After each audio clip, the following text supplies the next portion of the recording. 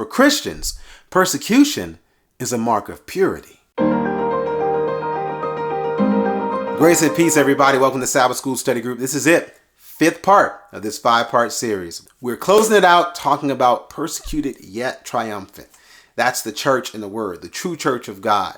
Noticing that this persecution is usually and often the indicator of purity. It's what lets us know that we're actually on the right track because the world is making the choice to reject us. Now, before we get into it, I want to thank you for watching. Again, we appreciate you. Subscribe to the channel, hit that like button and the thumbs up, and also visit us online at changeministry.org.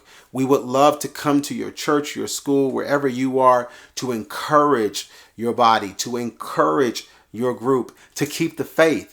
And if you'd like to start that process, visit us online, hit the contact link, and we can get in touch. So when you go to Daniel chapter 7 here, and it speaks of the beast now and the beast power and who the beast persecutes. Thus he said, the fourth beast shall be the fourth kingdom upon earth, which shall be diverse from all kingdoms, and shall devour the whole earth, and shall tread it down, break it in pieces. And the 10 horns out of this kingdom are 10 kings that shall arise. And another shall arise after them. He shall be diverse from the first, and he shall subdue 3 kings, and he shall speak great words against the Most High, and shall wear out the saints of the Most High, and think to change times and laws. And they shall be given into his hand until a time and times, and the dividing of time. The beauty of this verse is that we now have historical context. And so, being a Christian historicist, we look at the Bible and compare it to history to see if what the Bible has prophesied has been fulfilled. Nothing personal, just business. Looking at the history, we know that there's only one entity that can fit this bill, because this fourth kingdom empire is the birthplace of this beast now. We know that kingdom to be the Roman Empire, and from it, from the beast and those horns that come from it, comes the little horn, or this other power, and this power tries to change God's law, persecutes the people of God, and even persecutes or destroys other kingdoms that do not agree with it. There's only one power to fit this bill historically, and that would be the Roman Catholic Church. As an organization, this power persecuted the people of God. That persecution was because of their dedication and commitment to the Word of God. They refused to compromise. They refused to subvert. They refused to alter what this church, this organization was trying to alter, was trying to change. So when we again look at more history in Hebrews chapter 11, it says, and what shall I more say? For the time would fail me to tell of Gideon and of Barak and of Samson and of Jephthah and of David also and Samuel of the prophets, who through faith subdued kingdoms, wrought righteousness, obtained promises, stopped the mouths of lions, and others. Others after them had trial of cruel mockings and scourgings, yea, moreover, bonds of imprisonment.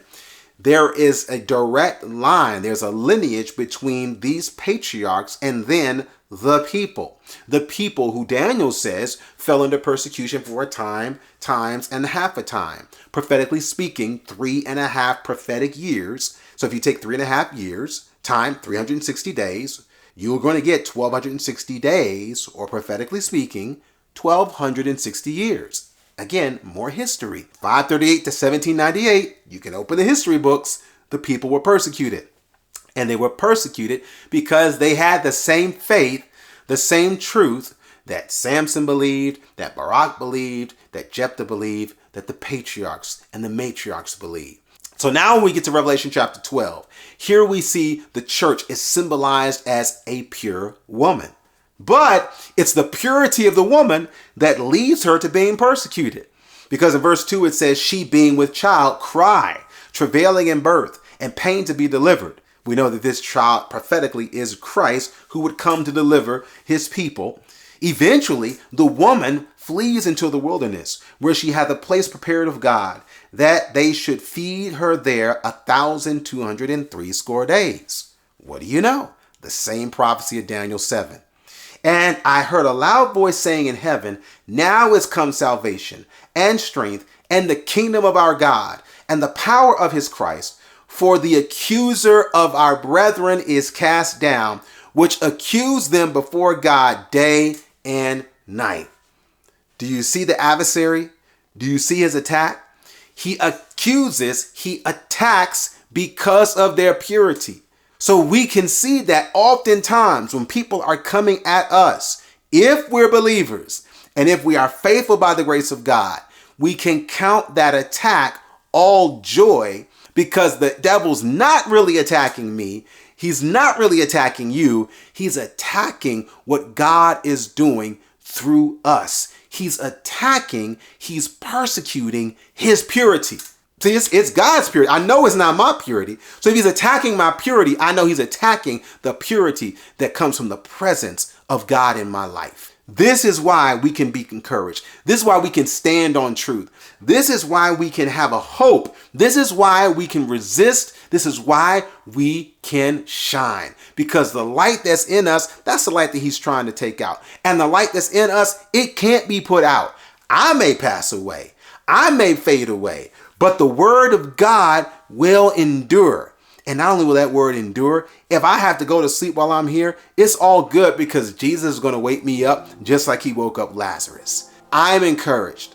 I hope you're encouraged.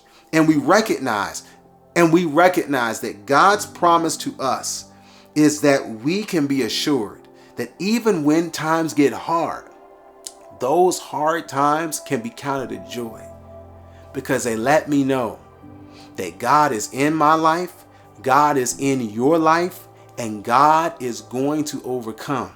And if God is in your life, mark that trial, mark that persecution as proof I'm not the same. God has changed me. I am his child.